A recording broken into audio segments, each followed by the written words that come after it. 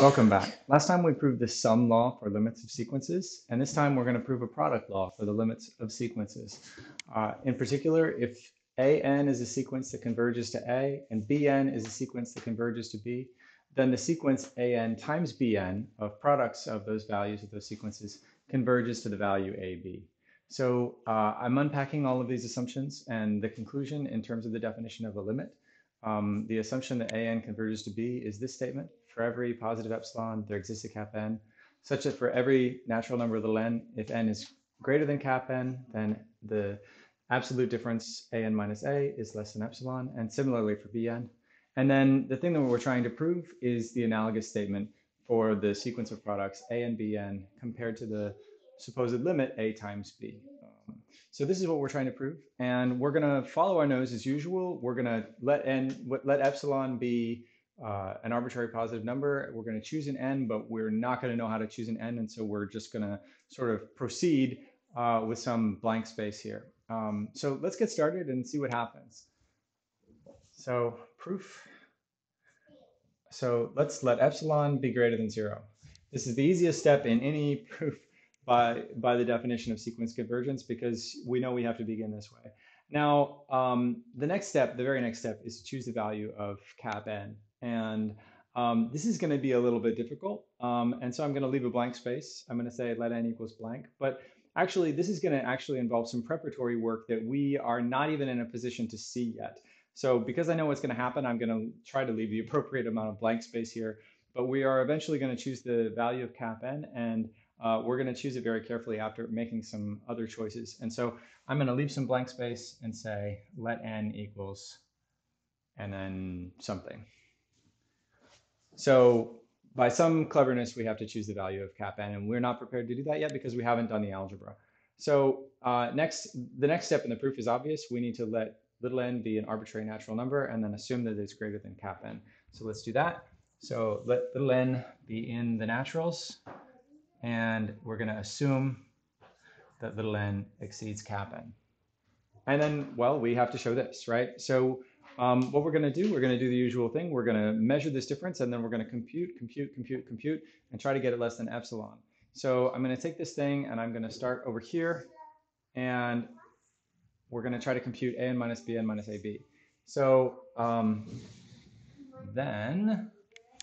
so we have the absolute an bn minus ab is equal to, and now we have to do some algebra, but this is so abstract, like an, bn, what are we even going to do?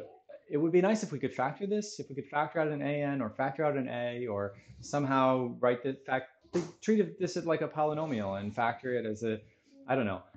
It would be nice, but there's nothing that really applies to this situation, and so it's probably not going to work. So we're going to have to do something somewhat clever here, and we're going to apply something which looks like a crazy trick the first time you see it, but I want to explain it. So first I'm going to write it, and then I'm going to explain why you might think to do this, because it's a little bit wild. So what we're going to do is we're going to take an minus a plus a, and I'm going to parenthesize it actually this way. And then I'm going to take bn minus b plus b, and I'm going to parenthesize that way. And then I'm going to write minus ab. Now, this is the kind of algebraic nonsense that you would never think of, right? So it's not fair for me to just throw this into a proof and say, here, this is what you do in this proof, without some kind of explanation. So what kind of explanation is necessary if I'm going to do some crazy algebra? Well, first of all, there are two levels at which algebra should be explained. The first level is correctness. Is this really an algebraically legal substitution of equals for equals? The second level is motivation. Why would you do that? It doesn't occur, so why would you think to do that? So on the level of correctness, it's actually pretty easy, because I've subtracted a and added a, and minus a plus a will cancel, and this whole thing in parentheses here, that's just an, which is this thing. And here I've subtracted b and added b. So this is really effectively just bn, and I've substituted equals bn for equals. This thing is bn. So on the level of correctness, no problem. Like, yeah, that's an, yeah, that's bn, and so it's correct. But that's not the most important way to understand this. Why would you think to do this? This is a common trick when we're dealing with sequences. Notice that AN converges to A.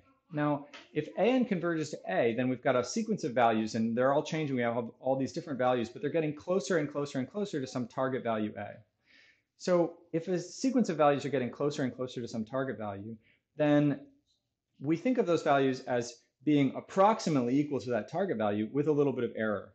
If we subtract and add A, then we get two components, AN minus A and A itself.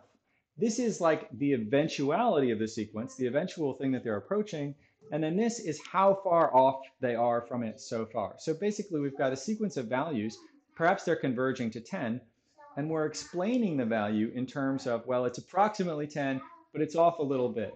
This is the 10 that it's approximately equal to, and this is the error. This is how far off it is before it's reaching that. So this allows us to separate the sequence into the eventual value that we can predict plus how far off it is from that value. So adding and subtracting the approximate value of something is a really, really common trick when we're dealing with sequences. And so basically taking a sequence, subtracting its limit and adding its limit, and then separating those components into the constant part and the error part is a really, really common trick, and we'll see that again.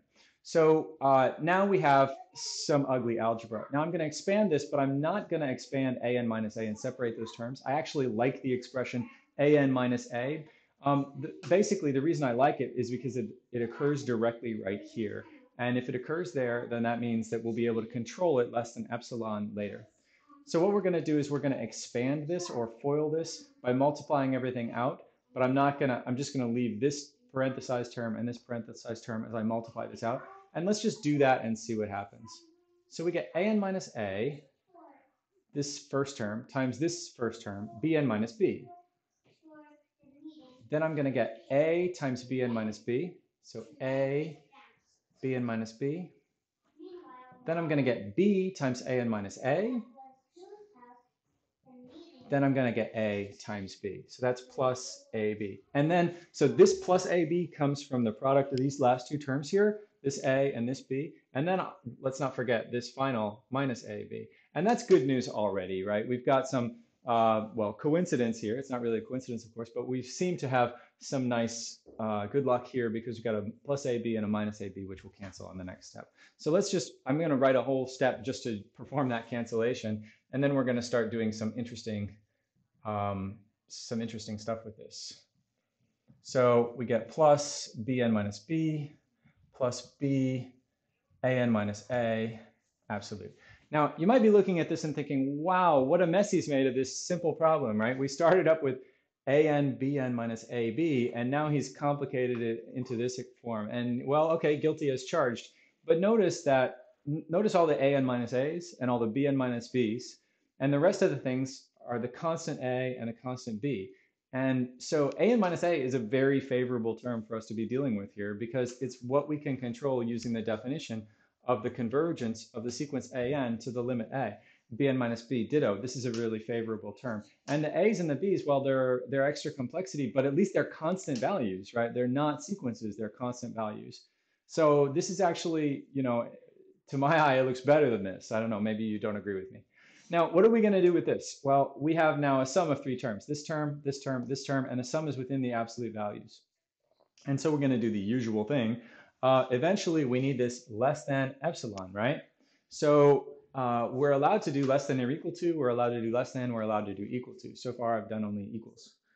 So what am I going to do? Well, I'm going to do a less than or equal to, and you can probably guess which one it's going to be. It's going to be the triangle inequality because I have an absolute value of a sum. And so I'm going to write that as less than or equal to the sum of three absolute values, AN minus A times BN minus B plus A BN minus B. This is still within absolute values, plus B AN minus A.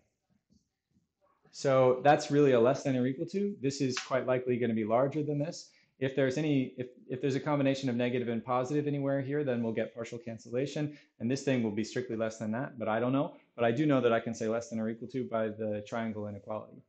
So, all right, so now we have all these terms that we want to control separately. Before we talk about how we're going to control them, I want to just note that the absolute value of a product of numbers is equal to the product of their absolute values. And so I can simply write the absolute value of this times this is the absolute one times the absolute the other. And then I can drop the parentheses and let the absolute value signs function as grouping parentheses. So I'm going to just rewrite this slightly. This will be equal to an minus a absolute, bn minus b absolute, plus I still need the absolute around a because there's no assumption that a itself is positive. This could be converging to -5.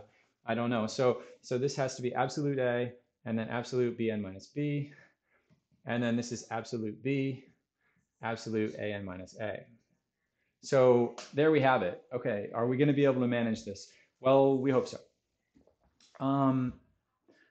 What are we trying to do? We're trying to get everything less than epsilon. And now everything is broken up into 3 pieces. And we can, at this point, we can start to clue in what kind of control we're going to need over the 3 pieces. If this plus this plus this is going to have to be less than or equal to epsilon, or less than epsilon, then each of these is going to have to be even smaller than epsilon. And we will need to independently control all 3 of these terms. And that's where this actually gets a little bit subtle. We need independent control over this and this and this. Actually, 3 different kinds of control over the terms of this sequence. And what kind of control are we going to be looking for? We're going to look for a kind of control so that we can, for some reason, declare this is less than epsilon over 3, and this is less than epsilon over 3, and this is less than epsilon over 3. We're hoping to independently assert reasons why each of these is less than epsilon over 3. Why would we have such reasons? Why would we, I mean, who would believe that that would be less than epsilon over 3? It looks like it's less than epsilon, but actually what we have is not the what we have from the assumption is not the assertion that this is less than epsilon, but the assertion that for any positive epsilon, there is a cap n, so for any little n, if it exceeds cap n, then this is less than whatever chosen epsilon we want. So we can apply this definition of the sequence convergence of an to the limit a. We can apply this definition with the value epsilon over 3, because epsilon over 3 is a positive number, right? Let epsilon be positive. If epsilon is positive, then so is epsilon over 3. So we can apply this to epsilon over 3. We can apply this to any other positive number we want to apply it to, and that'll be fine. What we'd like to do is we'd like to apply this definition so that we can control this term, so that when we control this term, we will get eventually, I'm going to put a question mark here because we haven't figured out how we're going to do it, eventually we'll get epsilon over 3. And you can see here that even controlling this term, even plugging in an epsilon over 3 here and choosing a cap n for which this is always less than epsilon over 3 is not enough. Because if we can get this thing to this an minus a less than epsilon over 3, we will still end up multiplying by b. And then we'll get epsilon times b over 3, which is not what we want. It'll be absolute b, actually. Epsilon times absolute b over 3. And that's not what we want. We want something which is less than epsilon over 3 so that we can accumulate 3 epsilon over 3s and end up with a less than epsilon here. So, well, that's just a big bummer. But you know what? Absolute b is a constant. It's the limit, it's the value of this limit, and it's known at the beginning of the problem. And it's not only that, it's a non-negative constant. And so it's a very predictable value, and it's a value that's known at the time when we need to start thinking about the choice of cap n here. And so we can actually use this value, absolute b, to inform our choice of what kind of control we need here. And so what I'm going to suggest is that we just take this term and we try to control it so that it is less than epsilon over 3 absolute b. Now I'm going to write that, and then we're going to talk about maybe there is actually something else we need to be concerned about. So here we're going to choose a cap n so that for all n in the naturals, if n is greater than cap n, then, and now what we want is an minus a absolute less than epsilon over 3 absolute b.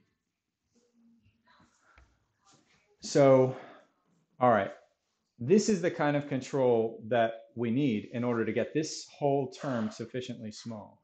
Now, let's talk about notation first. Here, I'm choosing an n just to get control over this term. This n might not be the whole story, and so it might not be the same as this n. And so perhaps we shouldn't call it cap n, because then we're reusing this symbol. And so let's call it cap n1, and then cap n1 here. Now, how do I know I can choose such a thing? I know I can choose such a thing because I know that the sequence an minus a converges I know the sequence an converges to a, and therefore I know that for any positive value, I can choose a cap n so that this kind of statement is true. And this looks like a positive value. And so I can just pick this value. And this value is just tailor-made to cancel this absolute b here and give me an eventual epsilon over 3. So basically, I'm just rigging the game, but I'm doing so in a legitimate way here. I'm rigging the game so that when this multiplies by absolute b, I'll end up with my epsilon over 3, which is what I'm hoping for. I'm not finished. I have to rig these games too, but this is a good start. There is actually now kind of a problem with this. The problem is I don't know the value of b. If b is negative, that's fine. If b is minus 2, this will just be a positive 2 in the denominator. But if b is 0, then, well, this doesn't look so good because now I've divided by 0. So this is exactly what I need to do, but I need to deal with, well, what if b is 0? Now, there are two ways to deal with this problem. B is 0 is actually the easier case, but I didn't want to split this into a bunch of cases. So one way to deal with the problem is to split the problem into cases. Case 1, b is 0. Case 2, a is 0. Case 3, they're both 0, blah, blah, blah. There's a simpler way to avoid splitting this into cases, and that is we can just say, well, look, I really don't want this denominator to be 0, and I really just need an appropriate level of control here. And so the simplest thing we can do here is we can put absolute b plus 1 for good measure.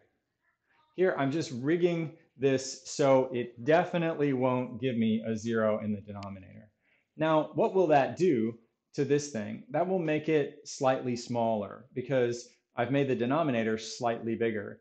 And that will give me a slightly more control over this term, slightly more than I expect to need, but it will make me safe from the danger of the 0 in the denominator because there's no way this can be 0. Absolute b is non-negative and then I add 1, so it's at least 1. So this corrects this accounts for the danger that absolute b might be 0. And when I choose an n1 and choose a cap n, a little n greater than n1, then I can be assured that an minus a is actually less than this value, which is rigged to give me something less than epsilon over 3. Now, this term has been controlled by that choice of n1. Now this term needs to be controlled, and it's exactly the same story, except instead of absolute b, I have absolute a, and instead of invoking the convergence of an to a, I'm invoking the convergence of bn to b. So let's write that next. So we're going to choose n2 so that for every little n, if n is greater than n2, then bn minus b absolute is less than epsilon over 3 absolute a plus 1. For exactly the same reason, we're trying to account for the danger that absolute a might be 0. We don't know what the value of absolute a is. So that's going to control this term so that when we multiply it by absolute a, we're going to get less than epsilon over 3. Now, this term remains, and we need to control this term. And this, it's not, so if we look at this, it's not quite clear, should I be using the convergence of a, or should I be using the convergence of the sequence an rather, or should I be using the convergence of the sequence bn in order to control this term? I can use both or just pick one or whatever. This is not quite clear which one I should use. And there are, again, several ways to go about this. But I want to point, so one natural way to do it is to control this less than 1, and then just control this less than epsilon over 3. That'll work. Another way to do it is to notice that we have already gotten control over this, and then we get a control over this, which sort of mirrors that prior control. I think the simplest way to explain what's happening is to get two new sources of control, another source of control over this, and then another source of control over this, so that when placed together, they will give us the epsilon over 3 that we're looking for. So basically, I'm going to ask this term to pretty please be less than 1, and I'm going to ask this term to pretty please be less than epsilon over 3. And if this is less than 1 and this is less than epsilon over 3, then we'll be okay. Now, I've already made requirements of an minus a up here, and bn minus b up here. That's okay. I'm making more requirements on the same, and it will work. So we're going to choose 2 more values of n. we're going to choose n3 so that for every little n in the naturals, if little n is greater than n3, then an minus a absolute value is less than 1. Can I just choose, whoops, can I just choose a 1 here? Sure, no problem. Because 1 is a positive value, and this is true for any positive value of epsilon, and so 1 is an acceptable choice here. So now I'm going to control this term, and now I can count on this term being less than 1, so long as little n is greater than n3. So my last form of control is I'm going to control this term to be less than epsilon over 3 itself. So I'm going to choose, finally, an n4 so that for every n in the naturals, if n is greater than n4, then that last term, bn minus b, is less than epsilon over 3. So now I've got 4 different independent sources of control over all of these terms. And you can see why we have to do the algebra before we can know how we're supposed to choose cap n. So now, how do these sources of control cooperate with each other? Well, I've got 4 different thresholds, n1, n2, n3, and 4.